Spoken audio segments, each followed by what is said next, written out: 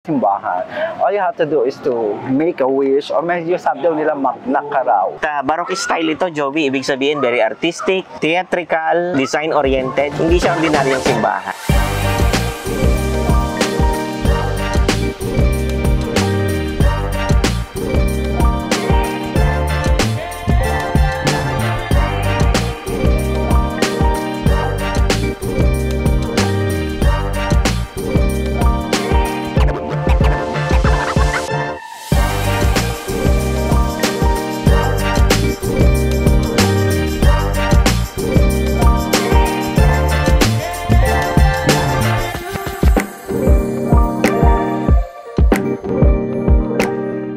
Everyone, this is Joby Vargas, the #1 celebrity psychic in the Philippines. First time ko dumalaw dito sa lugar na ito. Sa Baras. Actually, this is one of the oldest church sa area. No? It was founded originally in 1595 by the Franciscans. Then later, the Jesuits take over. Ang original na location nito nandun sa tinatawag ngayong Bosoboro Church sa Antipolo, another popular church dito sa Rizal. Ano tawag sa simbahan? Pero ito ay San Jose de Trozo de Baras, no? Trozo de Baras. So, noong 1682, yung foundation dito sa exact location na to ay itinayo. So, noong 1686 naman, itinayo na yung simbahan.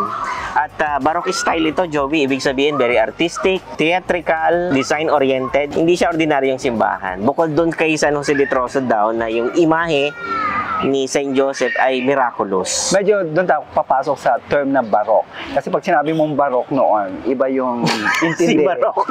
Si Baroque yun, si Chiquito. So, hindi lang yung salitang Baroque. Kasi pag nagsalita ka Baroque, sabihin medyo utal, hindi marunong. Yun, Baroque. So, bakit Baroque? Baka iba ang spelling. Iba ang spelling, no? Baroque. Yung B-A-R-O-C. Q. Q. So, Baroque style, it is an architectural design that was popularized sa Europe, particularly sa France, then later sa Italy, sa Portugal, sa Spain, yung mga Catholic countries, no? And then siyempre yung mga missionaries, Franciscan, Jesuits, dinala nila ito rito. At yun nga ang style nito, napakaganda, very artistic sa loob. Actually wala siyang masyadong painting nung tiningnan natin, no? Pero yung architectural design niya, wala siyang kisame. So walang binago? Original pa rin ba ang may wall? Original, pero may mga renovation part na rin. It was being renovated. May pero makikita pa rin yung mga bakas ng original na foundation ng simbahan. And this was built? Ito mismo is 1686. Pero yung pinaka-original na makikita sa Boso-Boso, 1595. Dahil sa pagsalakay ng mga Inchik, ng mga Aita, sinusunog yung mga bayan-bayan, inipat sila. Actually, makikita mo yung terrain nito, mataas. Siguro nung unang panahon, tanaw na tanaw. Actually, sa likod ng eskwela na yan, nandiyan yung Laguna Lake. So, mataas tong lugar, nasa Burol siya. Kataon lang ngayon, medyo residential area na, medyo crowded na. But you can see and you can feel na nung araw, medyo nasa taas ito, tanawang Laguna Lake, napakaganda. Sino ang saint nila rito? Saint Joseph. Saint Joseph. Aba, tiga San Jose ako. At diocese na to, no? Saint Joseph. Actually, ka-sister nila yung simbahan nyo. Saint Joseph din yun. Oo, Saint Joseph. Tatlo yung diocesan, yung Tagbilaran, no, sa Bohol, yung sa Nabotas, at dito. At meron pang maraming mahigit 10 pang mga Saint Joseph churches sa buong Pilipinas. Ngayon ho, nagsisimula ho ang misa. Kung naririnig ho ninyo, aatin na tayo sa misa. According to the tradition, once na first time mong pumasok sa isang simbahan, all you have to do is to make a wish or medyo sabi daw nila magnak ka raw, sabi nila. Tara!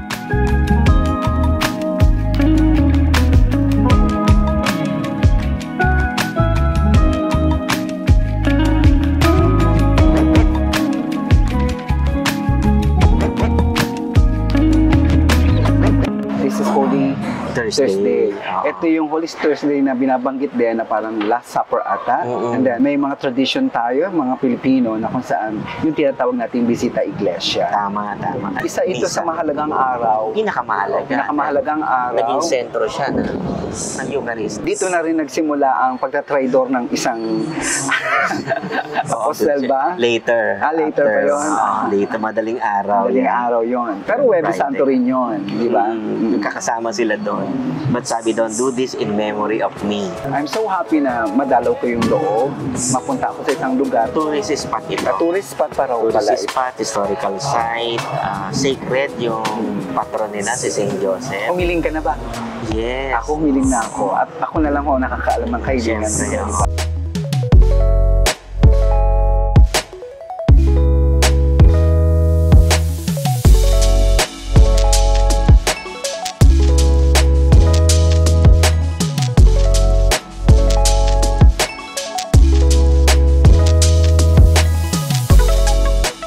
Don't forget to like and subscribe to Jovi Vargas TV.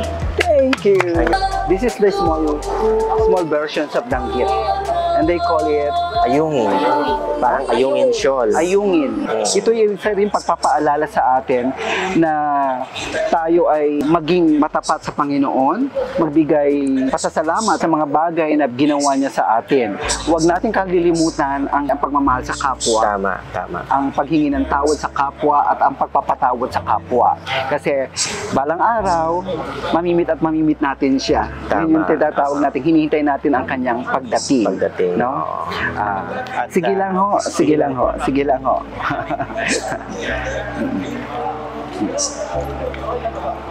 Sorry. Sige lang.